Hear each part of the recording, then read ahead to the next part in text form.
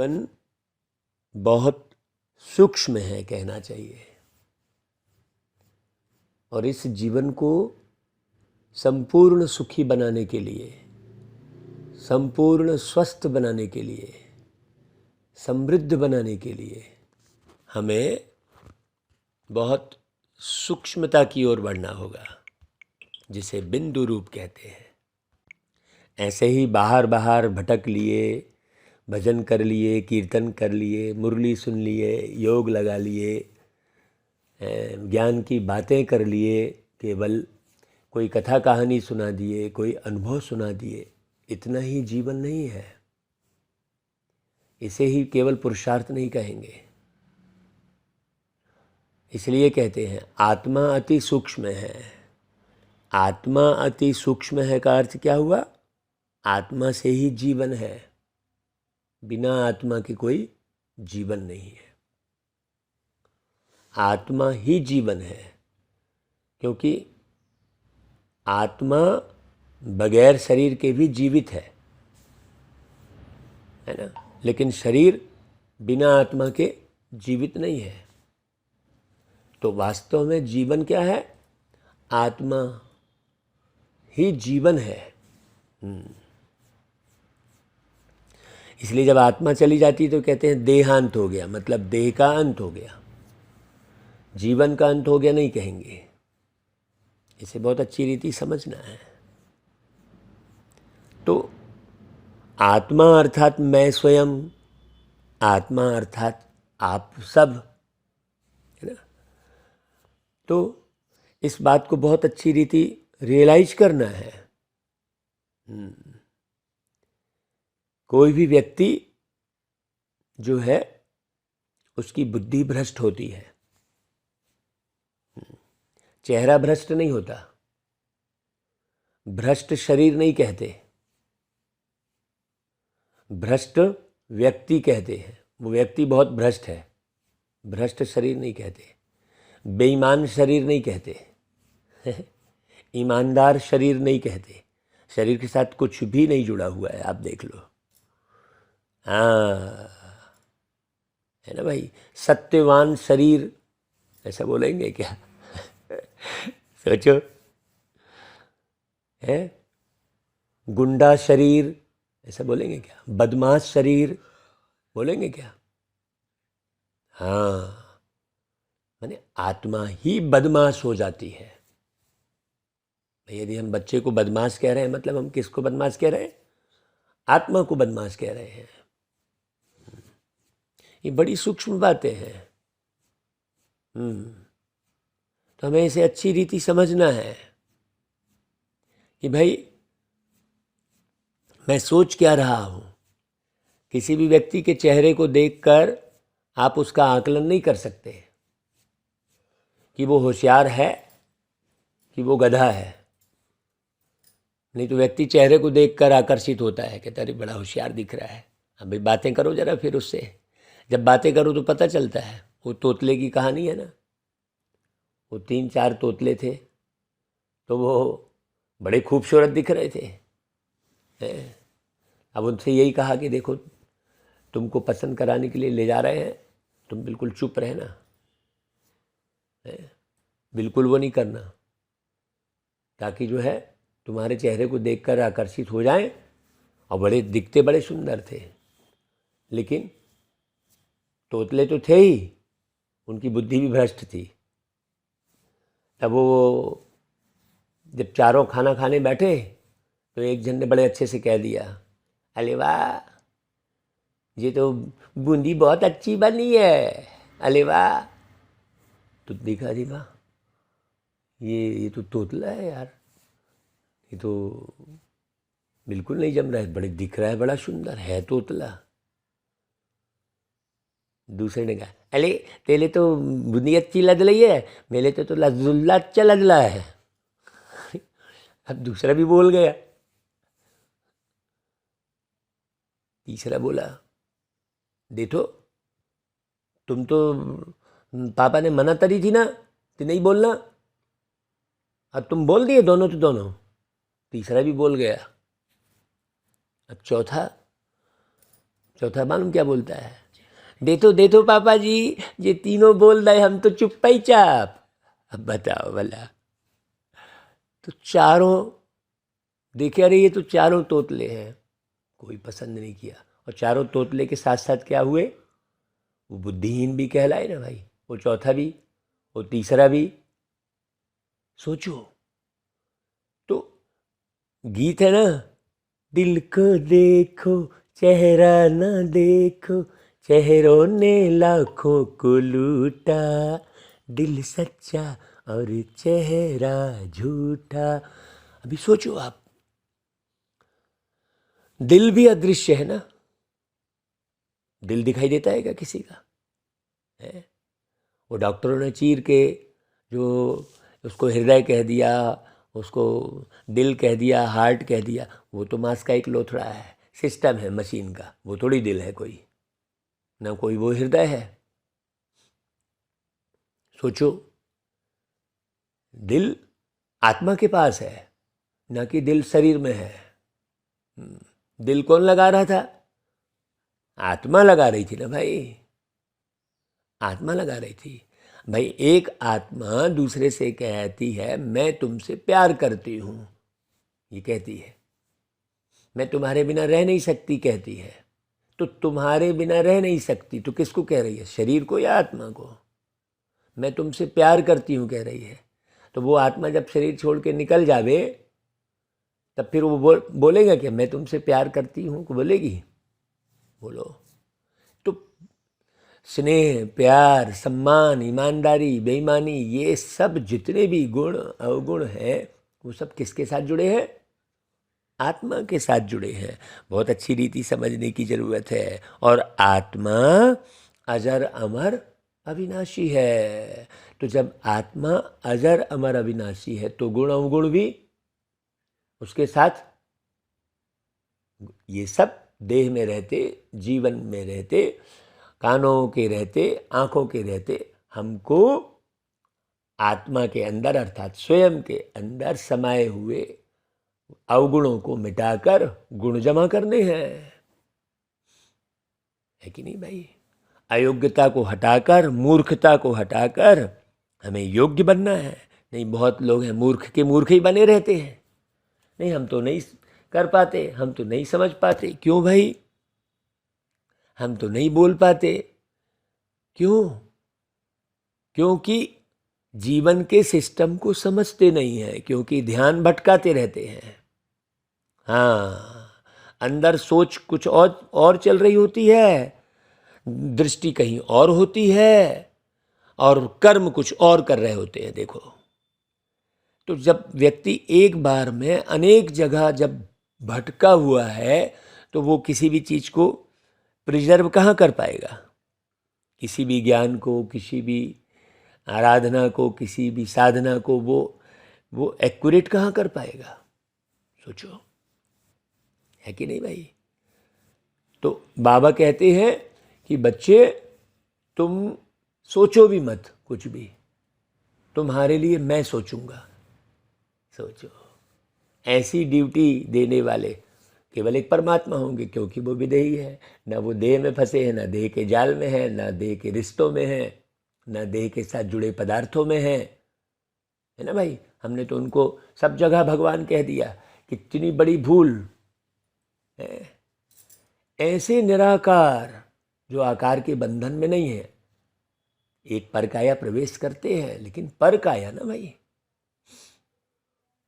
तुम तो सारा समय मेरा शरीर, मेरी आँख, मेरा कान, मेरी नाक कहते रहते हो, और फिर शरीर के साथ जुड़े हुए मेरा मकान, मेरा घर, मेरा मेरा कह के संभालो, चाहे न्यारे रहकर संभालो। न्यारे रहकर संभालोगे तो बहुत अच्छी बात रहेगी, है कि नहीं भाई? मेरा बेटा, मेरा भाई, मेरे चाचा, बस कुछ लोगों को मेरा कहने के कारण ही बुद्धि में बेईमानी आती है। मेरा शरीर बोलने के कारण ही बेईमानी आती है। शरीर अलग और मैं अलग, और मैं सुरक्षित हूँ, मैं असुरक्षित हूँ ही नहीं। मेरा जीवन भी असुरक्षित नहीं है, मैं कभी मरता ही नहीं हूँ। तो जब मरता ही नहीं हूँ तो मरने का भय है, तुम हो अजर, तुम हो अमर, मरने का झंझट तोड़ दो, पाओगे अपना रूप जगता, कर्म बंधन तोड़ दो। जिस कर्म से नीचे गिरे, उस कर्म के लिए फिर से चढ़ो, पाओगे अपना रूप जगता, कर्म बंधन तोड़ दो। ऐसे गीत है। बहुत जब छोटे थे हम बचपन में, तब मंदिर जाया करते थे तो ये गीत रोज बजा करता था और हम सुनते थे और गाते भी थे, और वहीं ढोलक बजाना सीख गए थे, रोज मंदिर जाते थे। अब आज समझ में आया कि यदि घर ही मंदिर होता हमारा तो हम कितने भगवान के करीब होते, लेकिन हमने मंदिर को भी दूर कर दिया, घर से बाहर है। तो रोज जाते थे तो कब जाते थे, सारा समय तो हम मंदिर में नहीं रह सकते थे, और यदि घर को मंदिर बनाया तो सारा समय हम मंदिर में रहेंगे। कितनी गहरी बात। लेकिन हमने क्या किया, मंदिर को पहाड़ों में बना दिया, दूर। बोले भगवान पहाड़ में रहते हैं, मंदिर को घर से दूर बना दिया। हर एक घर मंदिर बनेगा कब, जब भगवान के समान प्यार के सागर बनेंगे लोग। भाई भगवान की पहचान होगी बहुत अच्छी रीति, भगवान शांति का सागर। तो घर के प्रत्येक सदस्य जब शांति के सागर बन जाएंगे तो वो घर मंदिर बन जाएगा। प्रत्येक सदस्य नेचुरल प्यार के सागर नहीं, उसका नेचर अलग, उसका नेचर अलग, वो अलग पसंद कर रहा है, वो अलग पसंद कर रहा है, तो वो टकराव हो रहा है। सोचो, एक जैसे, एक पिता के हम सब बच्चे एक घर से आए हैं, तो एक जैसा बनाने के लिए ही परमात्मा धरती पर आते हैं। एक जैसा, उसको कहते हैं माला बनाना। चुन चुन कर जग के कांटे, फूलों की माला बनाई, बीच भंवर में फंसी थी नैया, तूने पार लगाई। ऐसा करके गीत है। किसने पार लगाई? प्यारे बाबा ने। कैसे लगाई? ज्ञान सुनाकर, पढ़ाकर, समझाकर। हमारे वो पिता बने, शिक्षक बने, सतगुरु बने। सारे रिश्ते हाँ हमने प्यारे बाबा से जोड़े। बाबा बाबा कहा, हाँ, तो कितनी मिठास आ रही है दिल के अंदर में। इसलिए बाबा कहते, मीठे बच्चे, तुम्हें जितना बाबा कहने से सुख फील होता है, उतना भक्तों को भगवान व ईश्वर कहने से नहीं फील हो सकता। क्यों? क्योंकि भक्त तो भगवान को दूर कर देते हैं। ओ मंदिर में तुम बैठो भैया, बोले सुबह शाम हम आ जाएंगे, बाकी दिन भर कहाँ जाएंगे भगवान भाई? नहीं, दिन भर ताले बंद कर दो, दरवाज़ा बंद। भगवान को भी अंदर बिठाया और बाहर से ताला लगा दिया। इसलिए हमने लिखा कि तुमने स्वयं को घर, बंगलों, कार में कैद कर लिया और भगवान को मंदिर, मस्जिद, गुरुद्वारे, गिरजाघर में कैद कर लिया, तो सुख कहाँ से मिलेगा? है तो भगवान कैदी तो नहीं है भाई। सोचो, भगवान तो अदृश्य है, निराकार है। वो कहाँ से तुम एक ठो मूर्ति बना के तुम भगवान कह दिए और कैद कर लिए उनको, बाहर से ताला लगा दिए। बोले नहीं, पट बंद है, अभी पट खुलेंगे। लोग भी सोचो, वो दरवाजा पर, मंदिर का दरवाजा खुलेगा, पट खुलेंगे, तब भगवान के दर्शन होंगे। बोले भगवान के दर्शन कभी होते ही नहीं है, कभी दर्शन नहीं होते। भगवान कोई दर्शनीय थोड़ी है, भगवान दर्शनीय नहीं है, भगवान अनुकरणीय है। आप उनके स्वभाव, संस्कार, उनकी गति, सद्गति, उनके व्यवहार को जानकर, समझकर आप उनका अनुसरण कीजिए। तो दर्शन वाली बात ही नहीं है, बहुत अच्छी रीति समझना। तो लोभ के वश लौकिक बच्चों की भावना क्या होती जो तुम्हारी नहीं हो सकती। कल वही बात कह रहे थे कि भाई वृद्धाश्रम की जरूरत ही नहीं है। कोई भी व्यक्ति क्या वृद्धाश्रम खोल के बहुत अच्छा कार्य कर रहा है क्या? यदि वृद्धाश्रम न खुले तो कोई भी बेटा अपने पिता को वृद्धाश्रम छोड़ के आए ही ना, भेजे कहाँ फिर? एक तरफ तुम वृद्धाश्रम खोल दिए और दूसरी तरफ जो है बच्चों को जो है उल्टा सीधा बोल दिए। तुम खोल ही क्यों रहे हो वृद्धाश्रम? जरूरत क्या है? जैसे दूर मंदिर बनाने की जरूरत नहीं है, मस्जिद बनाने की, गिरजाघर बनाने की जरूरत नहीं, सब अपने अपने घर को मंदिर बनाए। हाँ, घर में वो सुख शांति और पवित्रता का वर्ण करें। क्योंकि परमात्मा पवित्रता का सागर है। तो लौकिक बच्चे जो लोभी होते हैं वह सोचते हैं कि कब बाप मरे तो प्रॉपर्टी के हम मालिक बने, और तुम बच्चे बेहद के बाप के प्रति ऐसा कभी सोच ही नहीं सकते, क्योंकि बाप तो है ही अशरीरी। देखो क्या ना भाई, एक बार हमने ये बात कही थी एक सभा में कि भाई मूर्ति स्थापित किसकी की जाती है और उसके ऊपर माला चढ़ाई कब जाती है? जब वो व्यक्ति खत्म हो जाता है। तो आपने जगह जगह भगवान की मूर्तियां स्थापित कर दी तो क्या भगवान खत्म हो गया है क्या? सोचिए, परमात्मा तो सत्यचित आनंद स्वरूप है, वो कभी खत्म होता ही नहीं है। सोचो, क्योंकि वो तो अशरीरी है। शरीर में आई आत्मा तो शरीर खत्म हुआ, लेकिन परमात्मा का तो अपना कोई शरीर ही नहीं है। तो यहाँ ये सोच ही नहीं चलेगी। हाँ, तो कितना भी धन ईश्वर के नाम पर जमा होगा तो किसी को सोच नहीं चलेगी कि बाबा चले जाए तो मैं इस धन का मालिक हो जाऊं। भाई गुरुशाला में भी जो बच्चे रहेंगे बोले यार यार ये गुरु उठे तो मैं इस गुरु की गद्दी में बैठूं, ये गुरु जाए अब तो मैं गुरु बनूं, ये भावना रहेगी। यहाँ तुमको अविनाशी बाप से अविनाशी वर्षा मिलता है। कौन सा वर्षा मिलता है? सोचो, सत्यता का, ईमानदारी का, पवित्रता का, प्रेम का, सत्य प्रेम का, रूहानी प्रेम का, आत्मी प्रेम का वर्षा मिलता है, आत्मशक्ति का वर्षा मिलता है? सत्य युग का अर्थ क्या है?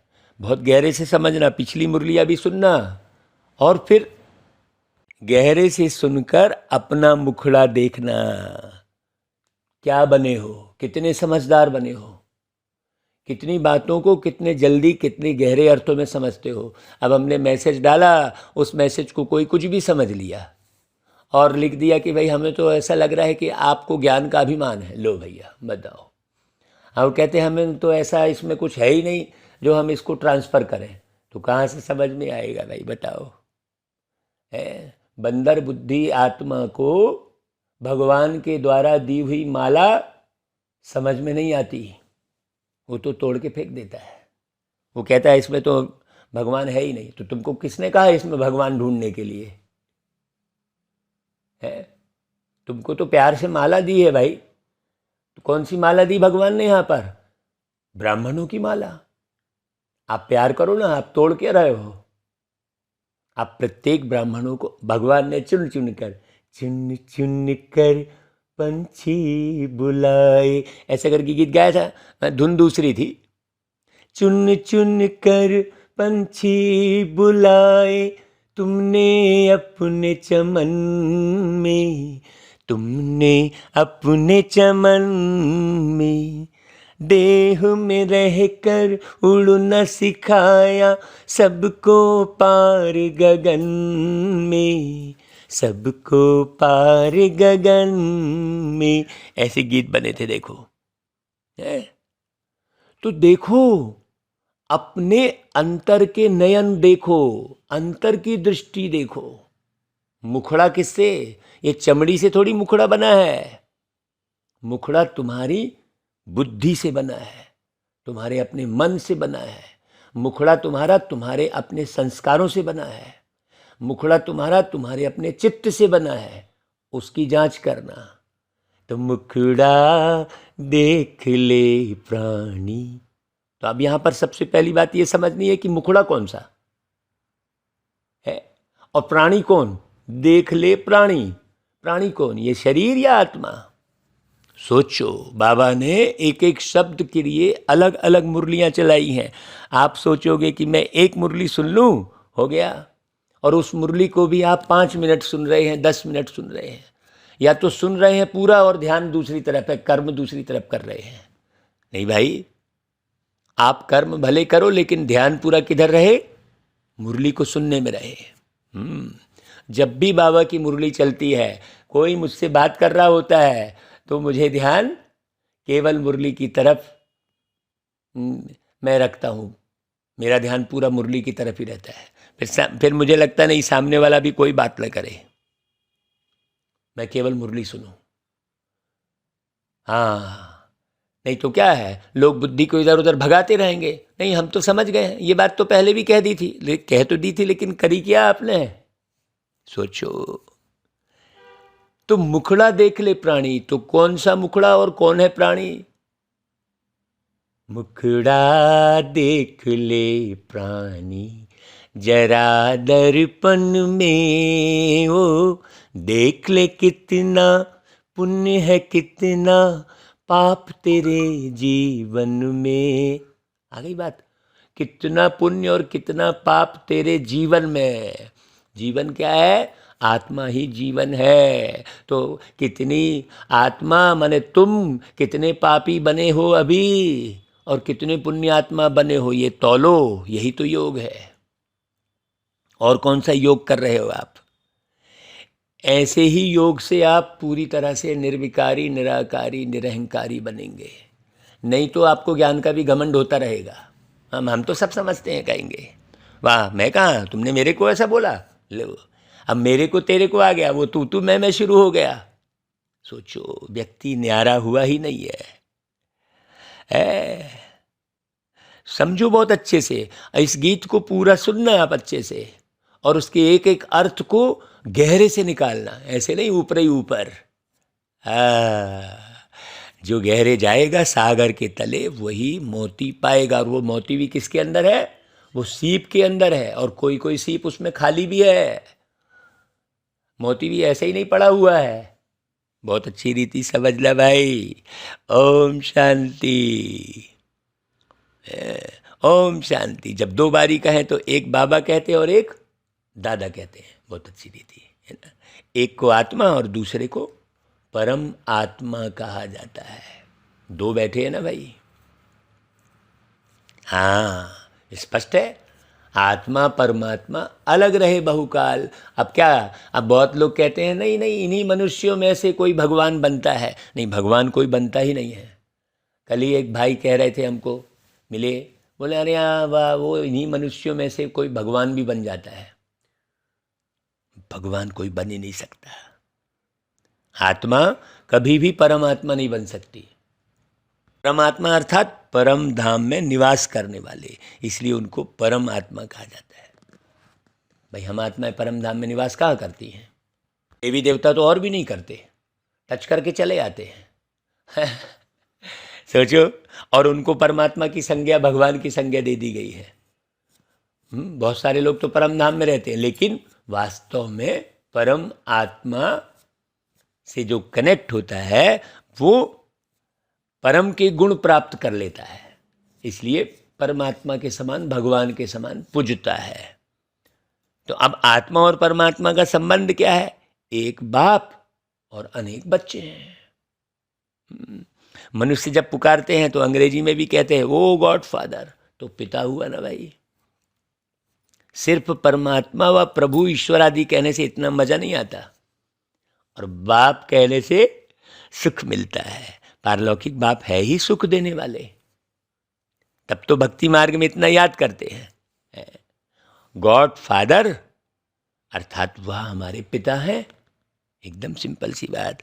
यह भी कहते हैं हम सब ब्रदर्स हैं, हिंदू मुस्लिम सिख ईसाई हम सब हैं भाई भाई कहते हैं। तो किस नाते भाई?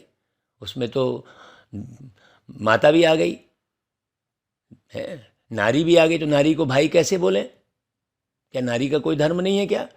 नहीं, नारी भी एक आत्मा है, पुरुष भी एक आत्मा है। सोचो, ब्रदरहुड कहते हैं, या भारतवासी जब कहते हैं हम सब भाई भाई हैं, तो आत्मा की तरफ ध्यान नहीं जाता क्या? लेकिन नहीं जाता किसी का भी, भाई भाई कहते बस है, इसलिए वो भाईपना आता ही नहीं है। बस कहने मात्र को भाई भाई, बाकी अंदर से तो पूरी कटुता चल रही होती है। तो देह अभिमान में चले जाते हैं, या समझते नहीं कि हम आत्माएं आपस में भाई भाई हैं, हम सबका बाप एक है। अगर परमात्मा सर्वव्यापी होते तो भाई भाई नहीं कहते, आत्मा ही समझकर भाई भाई कहते हैं ना। तो अभी तुम बच्चे बाप के सम्मुख बैठे हो और बाप तुमको पढ़ाते हैं। अब आत्मा कहती है हमको बाप मिला है, बाप मिला गोया सब कुछ मिला, भाई बाप द्वारा ही वर्षा मिलता है। बच्चा पैदा हुआ और समझते हैं वारिस आ गया, भाई बाबा कहने से ही बच्चे का वारिसपना सिद्ध हो जाता है, और प्रभु कहने से नहीं होता, दूरी हो जाती है। अक्सर करके बच्चियां माँ माँ कहती है, तो माँ तरफ जास्ती लव रहता है, बच्चा होगा तो बाबा बाबा कहता रहेगा। बच्चे जो है उसकी बाप की तरफ ज़्यादा लव जाता है। माँ से वर्षा नहीं मिल सकता, क्योंकि बाप से वर्षा मिलता है। अब यहाँ तो तुम सब आत्माएं भाई भाई हो, तो तुम हर एक बाप से वर्षा ले रहे हो, चाहे वो नारी तन में बैठी है आत्मा, चाहे पुरुष तन में।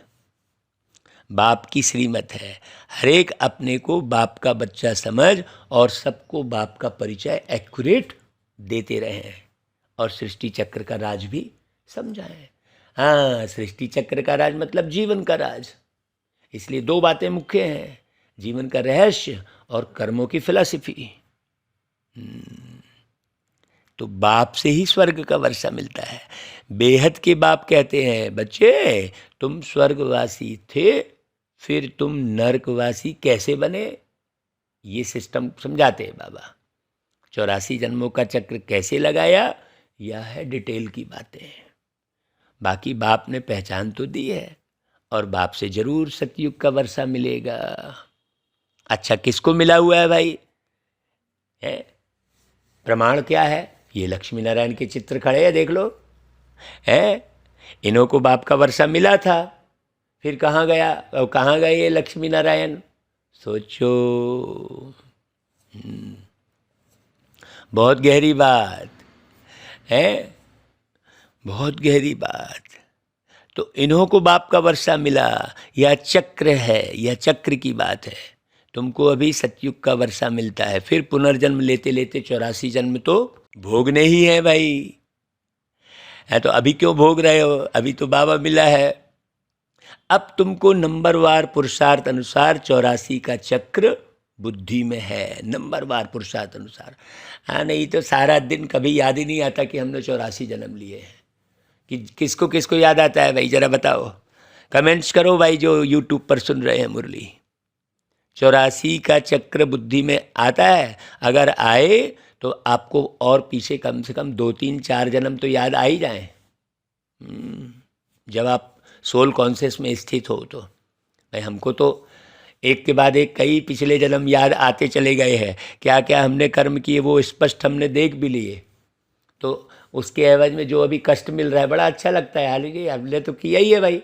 जैसे बच्चा खुद गिरता है तो नहीं रोता, उसको एहसास हो जाता है कि नहीं यार ये गलती तो मैंने ही की है, तो उसको दुख नहीं होगा, है हंसेगा, और बल्कि और दूसरा कोई गिराएगा तो खूब रोएगा जोर जोर से, और जबकि दूसरा गिराने में नहीं लगेगा उतना ज़्यादा, और खुद के गिरने में जब खूब भी लग जाएगा तो हंसेगा। और हाँ, तो जब समझ में आ जाती है खुद की गलती, तो ये जन्म जन्मांतर की है ना भाई।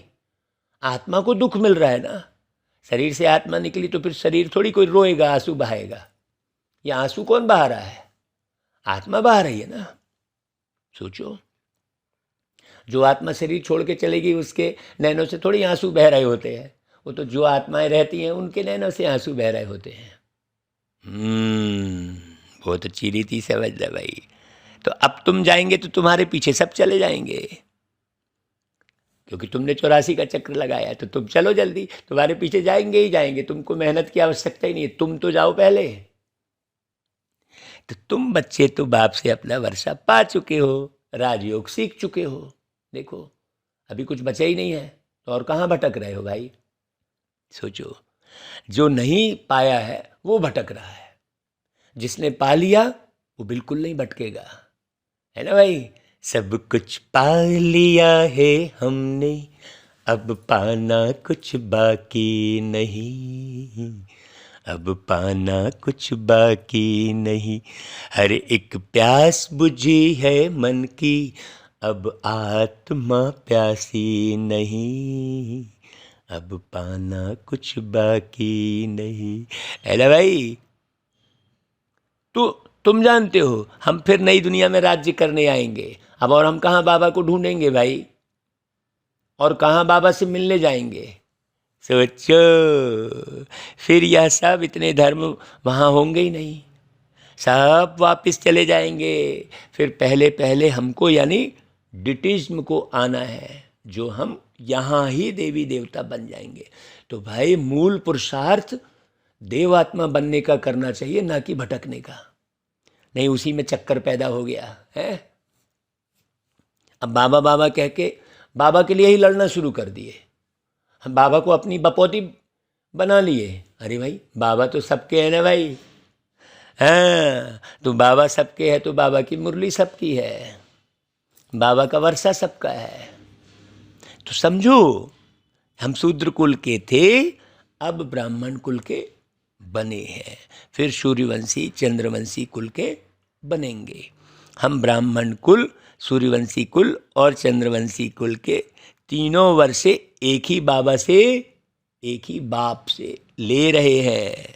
सतयुग त्रेता में कोई धर्म स्थापन करने आता नहीं है। भारत का एक ही धर्म रहता है, पीछे बाहर वाले फिर इस्लामी बौद्धी आदि आते हैं।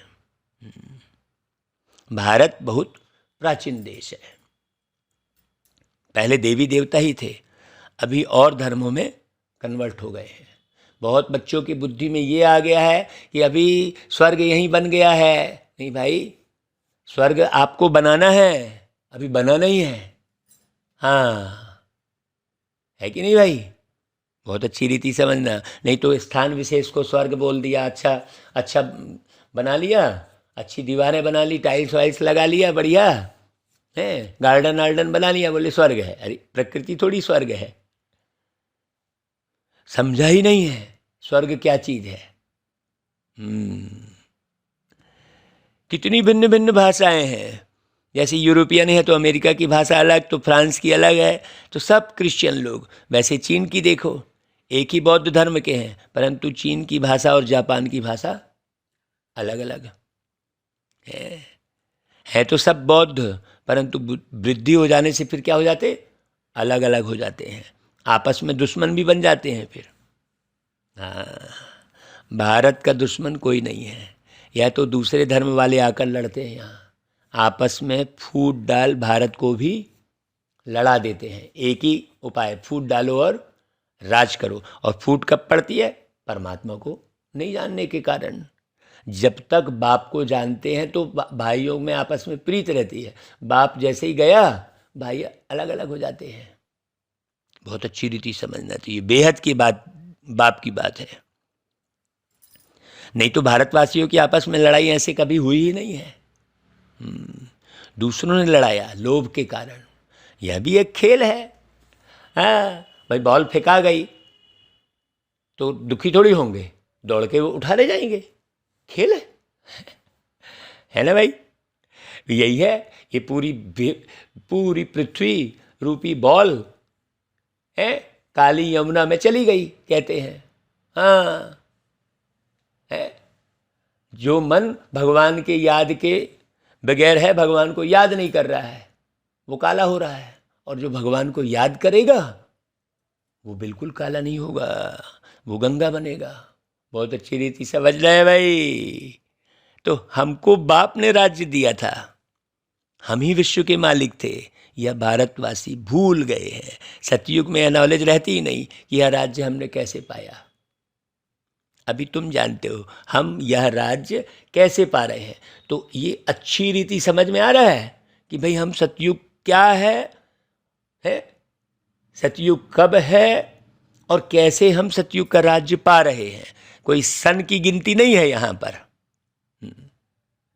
हाँ, आप वो 1936 और 1982 और 85 और 90 और ये सब के चक्कर में मत पड़ो। तो 2026 तो है, यहाँ के तिथि तारीख से कोई लेना देना नहीं है बाबा को। बाबा ने स्पष्ट कहा था कि मेरे आने की तिथि तारीख कोई बता ही नहीं सकता। तो जब आने की बता नहीं सकता तो जाने की भी कहाँ से बताएंगे। सोचो, अभी तुम जानते हो कि हम यह राज्य कैसे पा रहे हैं। हाँ, यह बाप बैठ समझाते हैं, है भी बहुत सहज, परंतु मनुष्यों की बुद्धि को ऐसा ताला लगा हुआ है जो यह नहीं जानते कि इन लक्ष्मी नारायण को राज्य किसने और कब दिया। पहले तो यही नहीं जानते कि ये राज्य भाग्य संभाले हैं। इन्हों के बच्चे कितने हुए लक्ष्मी नारायण के, कुछ भी नहीं जानते। लक्ष्मी नारायण के कहाँ बच्चे दिखाए हैं। सतयुग में लक्ष्मी नारायण का राज्य था, सतयुग की आयु कितनी है ये भी नहीं मालूम।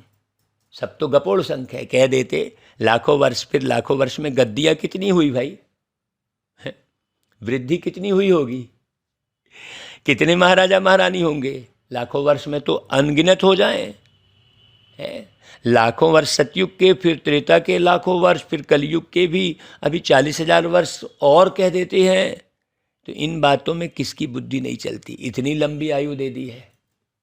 सोचो, अब 1 घंटा हम लिमिट बनाए हैं 60 मिनट का, नहीं अब 1 घंटा 50,000 मिनट का है, तो फिर करते रहो। फिर तो 50,000 मिनट के बाद 1 घंटा बीतेगा तो हिसाब ही नहीं बनता है। लिमिट है ना भाई। सोचो, तो किसको भी पता ही नहीं है। कहते हैं क्राइस्ट से 3,000 वर्ष पहले भारत स्वर्ग था, गॉड गॉडेज का राज्य था। कितना वर्ष चला भाई, कैसे चला, या कुछ भी नहीं जानते।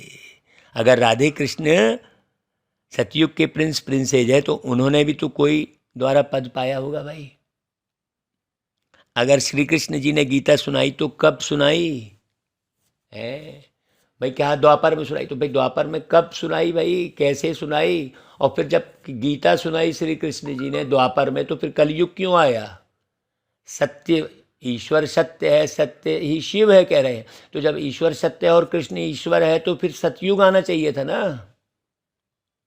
तो जो यह सब बातें बाप ही समझाते हैं। स्कूल में पहले अलफ बे पढ़ाया जाता है, फिर धीरे धीरे बड़ा इम्तहान पास करते हैं, है ना भाई। भाई ये संसारी पूरा स्कूल है। घर सबसे पहला स्कूल कहते हैं, और सबसे पहली टीचर माता।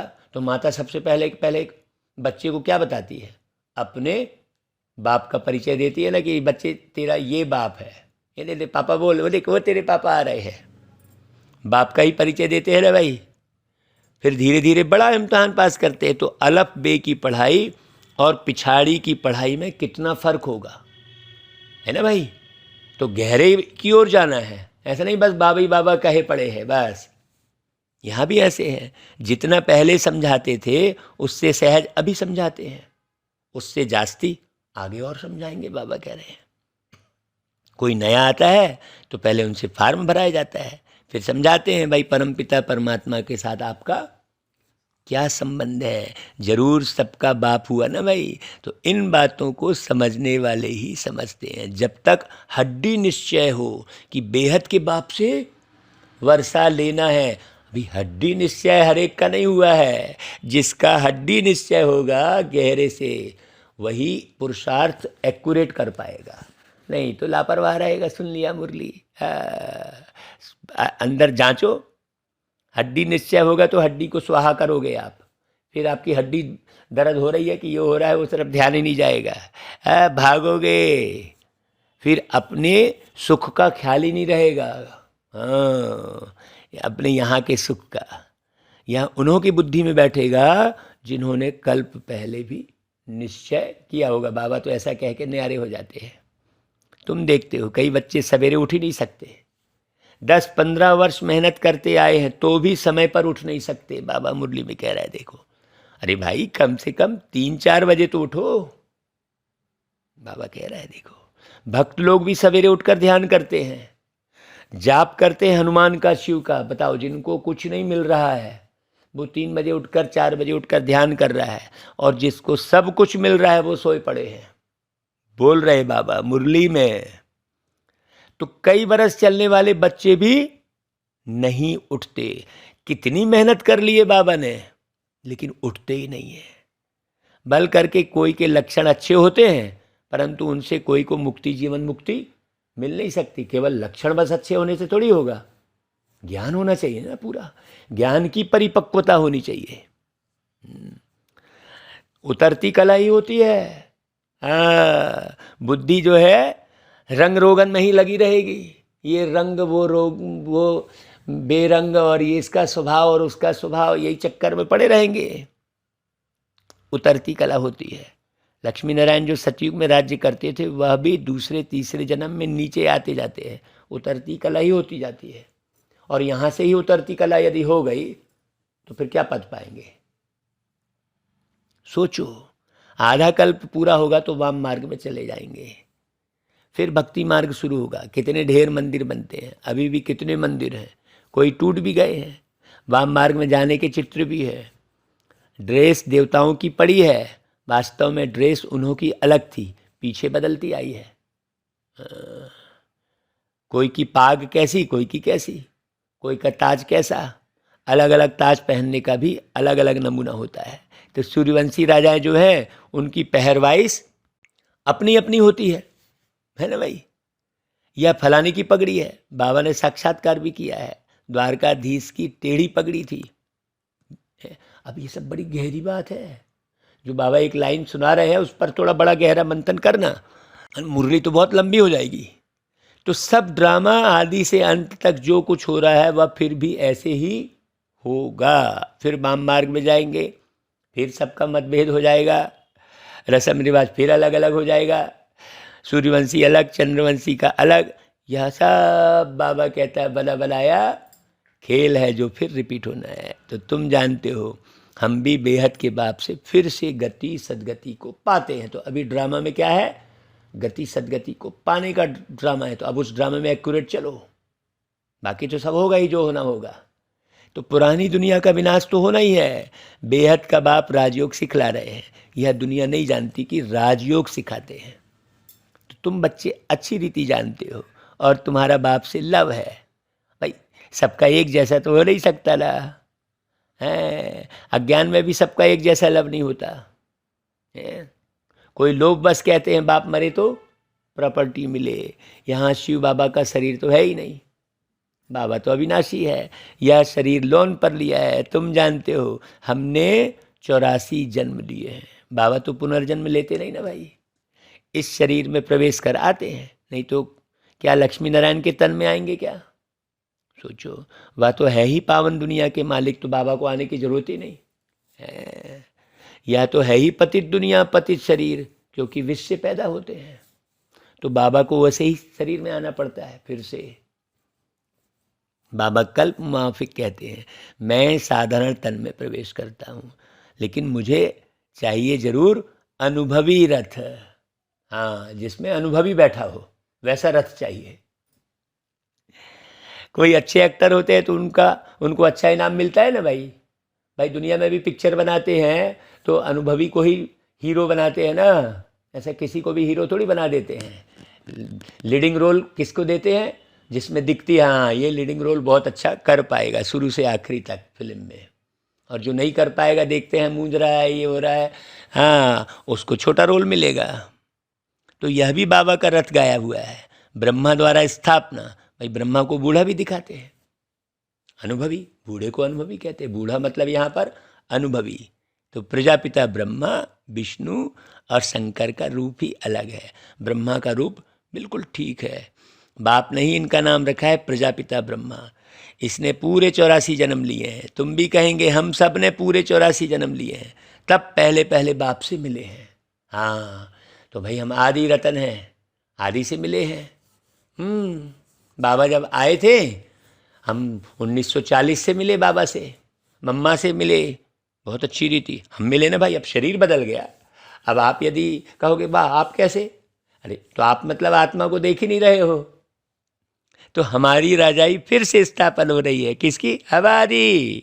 समझाना भी पड़ता है, हे परम पिता परमात्मा, हे भगवान। तो भगवान जरूर बाप को समझना चाहिए ना भाई, परंतु मनुष्यों की समझ में आता ही नहीं है कि सभी आत्माओं के बाप निराकार हैं, पिता हैं। तब तो भक्ति मार्ग में सब याद करते हैं। आत्माओं को सुख मिला था तब तो दुख में याद करते हैं। तुम भी आधा कल्प बाप को याद करते आए हो। शुरू शुरू में ही तुमने सोमनाथ का मंदिर बनाया है ना भाई। तुमने ही बनाया तो जरूर बाप को ही याद करेंगे ना भाई।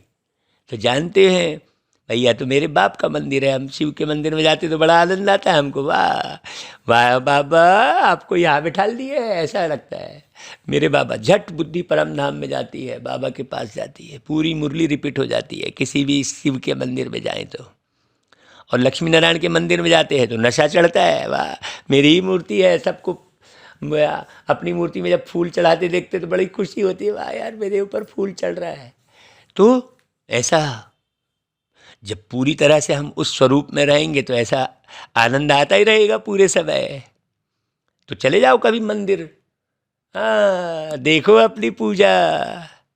तो बाप के वारिस बने हो, बाप ही विश्व के रचयिता है, उनसे ही वर्षा मिलता है। बाकी जो भी है उन्होंने क्या किया, हम उनकी पूजा क्यों करते हैं, 84 जन्म वह लेते हैं। परंतु भक्ति भी अब व्यभिचारी हो गई है, और होनी ही है भाई, क्योंकि सच्चाई थी ही नहीं। हाँ तो झूठ से ही व्यभिचार बढ़ता है, झूठ से ही अत्याचार बढ़ता है। भीड़ जो है झूठ की ही होती है, सत्य हमेशा अकेला होता है।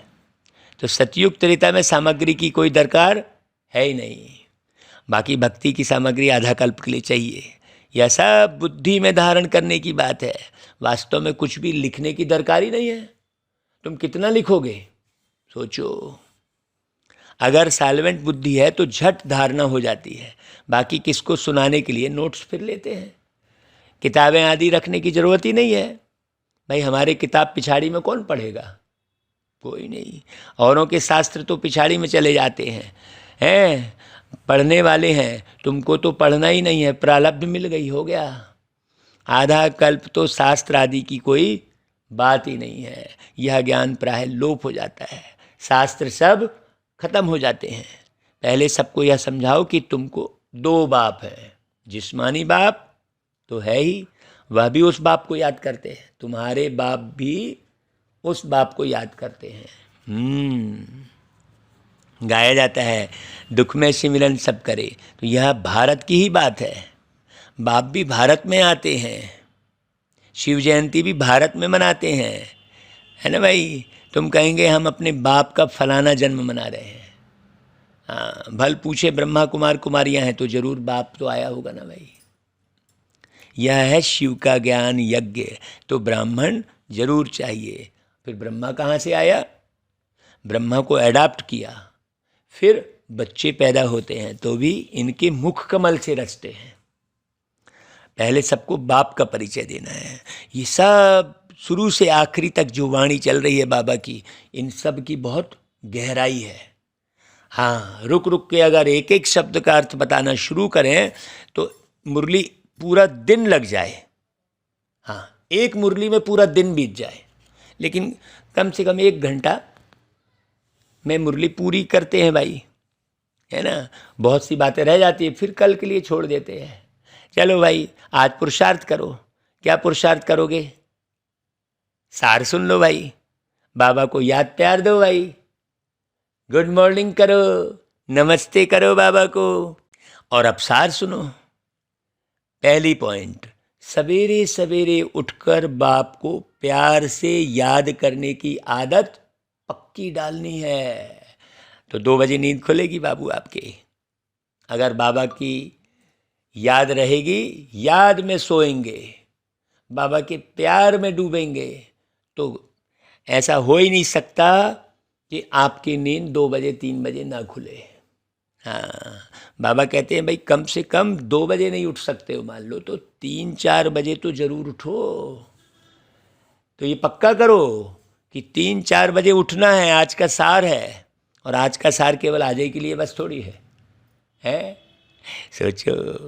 दूसरी पॉइंट, बेहद बाप से सच्चा लव रखना है, श्रीमत पर चल पूरा वर्षा लेना है। अच्छा भाई, वरदान ले लो। देखो, कंपेनियन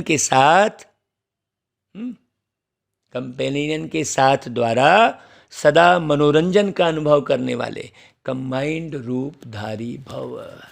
जिनको बाबा के साथ का अनुभव होगा ना, उसका मन मनोरंजन के लिए कहीं भटकेगा नहीं, कहीं नहीं भटकेगा, उसको अकेलापन फील होगा ही नहीं।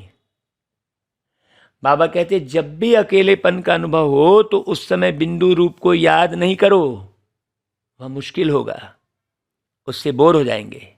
उस समय अपने रमणीक अनुभवों की कहानी को स्मृति में लाओ, अपने सम्मान की प्राप्तियों की लिस्ट सामने लाओ। हाँ, सिर्फ दिमाग से याद नहीं करो, लेकिन दिल से कंपेनियन के साथ कंबाइंड बन सर्व संबंधों के स्नेह का रस अनुभव करो। तब फिर आपको कोई देहदारी याद नहीं आएगा। यही मनमना भाव है, और यह मनमना भाव होना ही मनोरंजन है। ऐसे अंदर की रमणीकता की बात कर रहे हैं बाबा। अच्छा भाई, स्लोगन, बाप की श्रीमत प्रमाण जी हाजिर करते रहो तो सर्व शक्तियों का अधिकार मिल जाएगा। बाबा की श्रीमत क्या है? पवित्रता। हाँ, ज्ञान के भंडारी बनो, ये बाबा की श्रीमत है। सृष्टि चक्र को पूरा याद करते रहो, 84 जन्म का चक्र घुमाते रहो, तो आत्म स्थिति बनती चली जाएगी। हाँ, अपने पहले स्वरूप को याद करो भाई। अभी तो पहला जन्म टच होने वाला है ना, ये अंतिम जन्म है, तो बाजू में कौन सा जन्म खड़ा है? पहला जन्म। तो आपको पिछले जन्म में भी नहीं जाने की ज़रूरत है, आप पहले जन्म में बढ़ो। आप अपने संस्कारों को चेक करो, आप अपनी बुद्धि को चेक करो, आप अपने स्वभाव को जांचो कि आप क्या बनने वाले हो। आप है ना लायक बुद्धि हो, आपने है अपने भाई बंधु खड़े किए हैं। सोचो, ये सब अपने कर्मों की तरफ निहारोगे तो पता चलेगा पहला जन्म कब होगा और कैसा होगा और कहाँ होगा, क्योंकि आगे की यात्रा तो फिर करनी ही है ना। सोचो, वहाँ जाके लटकना तो है नहीं, वहाँ जाके लटके तो वापस आगे की यात्रा फिर कहाँ से शुरू होगी? यही कलयुग में फिर वापस इसी दुख भरी दुनिया में आ जाओगे, कोई फायदा नहीं। सतयुग त्रेता द्वापर निकल जाएगा, क्या फायदा? ये गहराई को जो समझेगा वो गहरा पुरुषार्थ करेगा, और जो नहीं समझेगा वो बस मुरली सुन लिया। हाँ, मान लो अमृत बेले उठ भी गया तो वो उसे कुछ पता ही नहीं है उसे करना क्या है। कई बच्चे हमको व्हाट्सएप में लिख कर भेजते हैं, भाई जी हम अमृत बेले क्या करें? तो हमें तो बड़ा ताजुब लगता है, इतनी मुरली सुनी, सोचो फिर कर क्या रहे हैं? हाँ, कई प्रश्न आते हैं व्हाट्सएप में। लेकिन चलो भाई ठीक है, सेवा करनी है हमको हर एक आत्मा की।